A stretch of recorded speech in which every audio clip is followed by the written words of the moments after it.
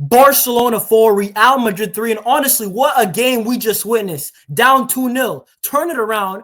4-3 is the end result. Fermin Lopez, I thought he scored. That would have been a great send-off, great celebrations at the end. But who cares? At the end of the day, Barcelona won 4-3. Mbappé, once again, scoring a hat trick and going home on the losing side. I feel like I've seen this movie before. And Raphinha, a brace, Lamine Yamal. Guys, we're going to talk about it all. This is the Barcelona versus Real Madrid El Clásico match reaction in La Liga. And man, surely we win La Liga after this. We only need, I believe, one more win out of a possible 3 games. But guys, before we get straight into it, make sure to smash the likes. Get in the comments down below. Let me know what you're thinking.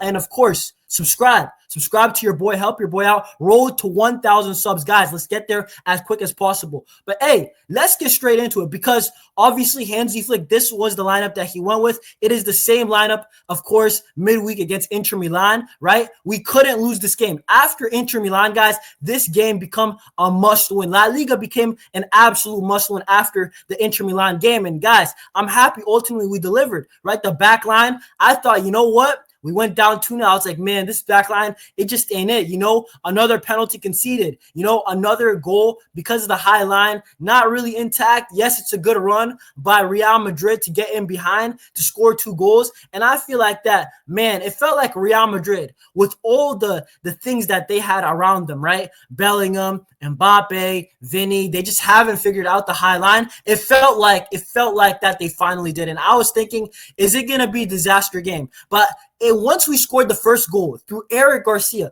great corner by Dani Olmo, a great flick by Ferran, and a great goal, great anticipation by Eric García, I felt like, you know what? This game's not over. And then we scored the second, and I knew we were going to win it from then. But Real Madrid today, what a start for them. You know, to not win after that start is kind of crazy, you know, going 2-0 up, right? You have Thibaut Courtois as your goalie, but they just couldn't deal with the pressure of Barcelona because we just kept on coming, right? The high line, once again, guys, the only negative for me is why do we always have to start down 2-0, right? Against Inter Milan. Trust me, I'm going to get to the positives, trust me. But we went down 2-0 against Inter Milan twice, against Real Madrid today, right? You cannot do that in like your last 4 games that really, really matter.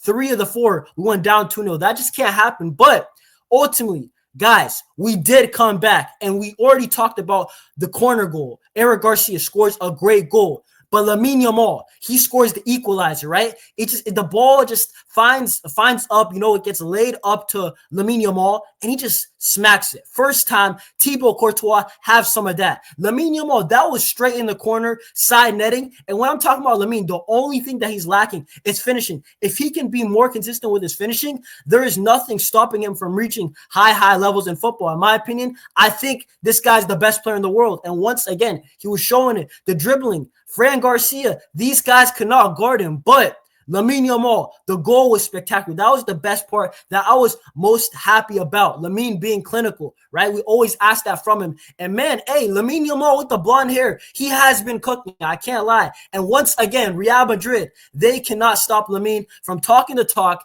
And then he absolutely delivers once again in another El Clásico. Then Raphinha, right? And all of our goals, crazy. It came all in the first half. Just a flurry of goals. This Barcelona team, they score in bunches. Raphinha, right? It comes off of a Real Madrid turnover. Frankie de Jong picks it up, I believe. He plays in Raphinha. Raphinha one-on-one. And what does Raphinha do best this season? He absolutely delivers when you need him to. 1v1 Thibaut Courtois. He slots it on his, you know, favorite left foot, puts it into the bottom right-hand corner, and it cannot be better. It's a great finish by Raphinha. Time, space, and he delivered once again. But Mbappé, Real Madrid, I was thinking, you know what? Is it going to be like Inter Milan? Another remontada.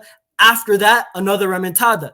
But no, Barcelona, once again, they scored again through Raphinha. Ferran Torres this time picks up the ball. Raphinha plays in Ferran. Ferran, very good move to drag and pass it straight back to Raphinha through a small gap. That is being technically competent. That was a great move, great intelligent play by Ferran Torres. And Raphinha once again slots it in. And hey, I was over the moon at that point. 4-2. Can you believe that? We scored 4 straight on Real Madrid yet again. You know what I'm saying? In one half.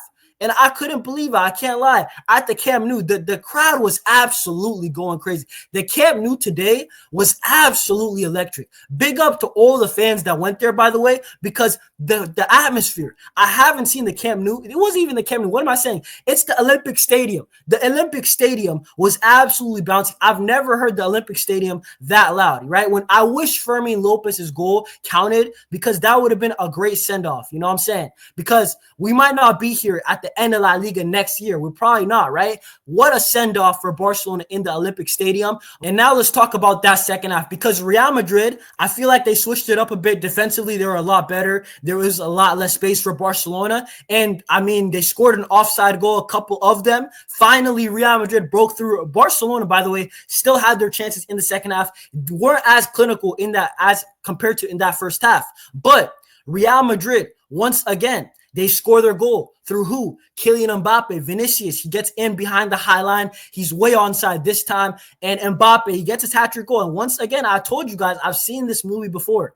Mbappé, hat-trick, and he's going home sad still. But listen, Barcelona, after that, regained possession of the ball, passed it around. Real Madrid had one more major opportunity. It was a young kid. He was subbed in for Vinicius Jr., and he didn't score the goal happily, man. With Barcelona absolutely dodged a bullet, because that would have been a nightmare ending. But listen, Barcelona, at the end of the day, guys, we are winning La Liga. It looks like it's most probable going to be Barcelona winning this trophy, right? We are 7 points clear of Real Madrid. And man, I hope we can do it against Espanyol, because we did that last time to win La Liga. But guys, what are your comments? What are your thoughts down below? Let me know. I'm absolutely happy. The team bouncing back from that Inter Milan loss, because, man, I was thinking at 2-0 down, I was thinking maybe some of these players, they're way too young, too inexperienced, because you cannot lose this game. And I'm happy that they bounced back. Man, guys, we will be live later this week to talk more about this game. But, hey, it is what it is. Out the UCL. But if we can win that domestic treble, I will still be very happy with the season. Guys, what is your thoughts? Let me know down below. Like, comment, subscribe, and road to 1,000 subs. I will see y'all. Visca Barça, and we're almost campeones. See y'all. Peace.